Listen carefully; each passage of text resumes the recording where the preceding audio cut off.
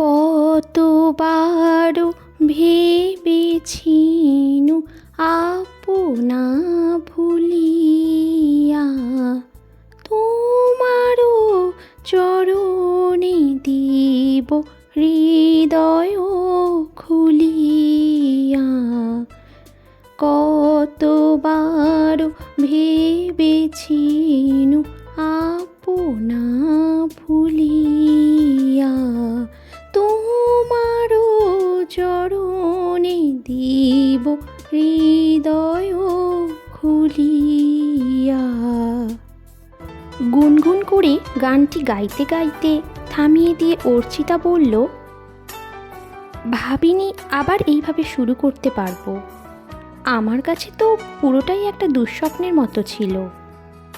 আসলে আমার মাঝে মধ্যে ভুলে যাই, প্রতিটা দুঃস্বপ্নের শেষে একটা করে নতুন সকাল আসে। সৌনকের কথাটা শুনে অর্চিতা একটু মৃদু হাসল। সামনের অগ্রহায়ণেই ওদের বিয়ে। 3 বছরের একটা সিরিয়াস রিলেশনের ভেঙে যাওয়া, বিশ্রী ধরনের একটা প্রতারণার শিকার হওয়ার পর অর্চিতা জীবনের থেকে এক প্রকার মুখ ঘুরিয়েই নিয়েছিল। জীবনে কেরিয়ার নিয়ে ভাবনা ছাড়া আর কিছুই ওর কাছে তেমন গুরুত্ব পেত না। রুক্ষ, একগুঁয়ে, বদমেজাজি এই মেয়েটিকে দেখলেই প্রেম নিবেদন তো দূরে থাক, কথা বলতেই ভয় পেত তার কলিগ থেকে শুরু করে বন্ধু সার্কেলের অনেকেই।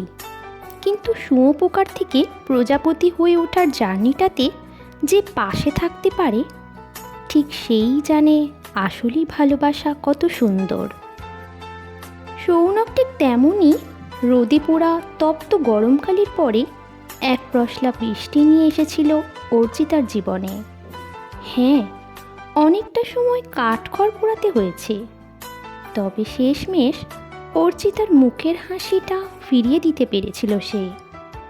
একটা বদমেজাজি মেয়ের বুকেও যে একসাগর ভালোবাসা থাকতে পারে, সেটা সৌনকের মতো ছেলেগুলো কিভাবে যেন বুঝতে পারে। আর জানার সাথে সাথেই কাউকে সেই সাগরে ডুব দেওয়ার সুযোগ তারা দেয় না, ঠিক আপন করে নেয় প্রবল ঝড়ে নুয়ে পড়া ওই গোলাপ চারাটাকে। ভেজা পিচ রাস্তায় হাঁটতে হাঁটতে একটা কাঠগোলাপ কুড়িয়ে অর্চিতার কানের পাশে গুজে দিল সৌনক। লজ্জায় রাঙা হয়ে উঠল অর্চিতার গাল দুটো। ভালোবাসার মানুষটা পাশে থাকলে মাঝে মাঝে লজ্জা পাওয়াটা কিন্তু ম্যান্ডেটারি। দুষ্টু হেসে কথাটা বলেই সৌনক শক্ত করে তার প্রেয়সীর হাতটা ধরল, কারণ ওদের এখনও অনেকটা পথ চলতে হবে।